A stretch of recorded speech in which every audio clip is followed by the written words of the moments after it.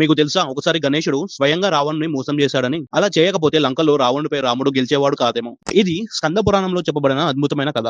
రావణుడు శివుడికి ఎంత గొప్ప భక్తుడంటే తపస్సుతో ఆయనను సాక్షాత్తు ప్రత్యక్షం చేసుకున్నాడు. శివుడు ఆనందించి రాక్షస రాజుకు అత్యంత శక్తివంతమైన వరం ఇచ్చాడు. అదే ఆత్మలింగం. అంటే శివుడి ఆత్మస్వరూపమే. కానీ ఒక షరతు పెట్టాడు. రావణ, ఈ ఆత్మలింగాన్ని నేలపై పెట్టకూడదు. ఒక్కసారి నేలను తాకితే అది శాశ్వతంగా అక్కడే స్థిరమైపోతుంది. రావణుడు సంతోషంతో ఆత్మలింగాన్ని తీసుకొని లంకకు బయలుదేరాడు. ఆత్మలింగం లంకకు చేరితే రావణుడు అపార జీవుడవుతాడని, ఆయనను రాముడు కూడా ఓడించలేడని దేవతలు భయపడ్డారు.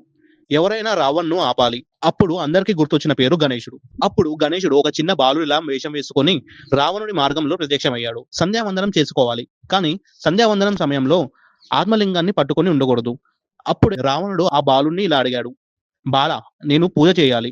ఈ లింగాన్ని కాసేపు పట్టుకుంటావా? గణేశుడు అమాయకంగా నవ్వి, సరే పట్టుకుంటాను.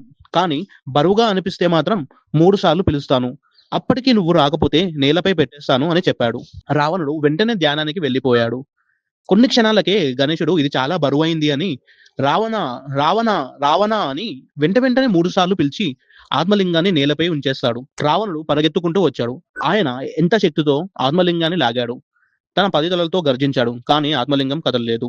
అది భూమిలో శాశ్వతంగా ప్రతిష్టమైంది. ఈ రోజు ఆ ప్రదేశమే గోకర్ణంలోని మహాబలేశ్వర ఆలయం. అక్కడే శివుడి ఆత్మలింగం శాశ్వతంగా ఉంది. ఇలా బాలగణేశుడు చాతుర్యం దేవతలను రక్షించింది. మరియు రాముడు రావణుడిపై విజయం సాధించడానికి మార్గం ఏర్పడింది. ఇలాంటి మరిన్ని దేవాలయ రహస్యాల గురించి సబ్స్క్రైబ్ చేసుకోండి.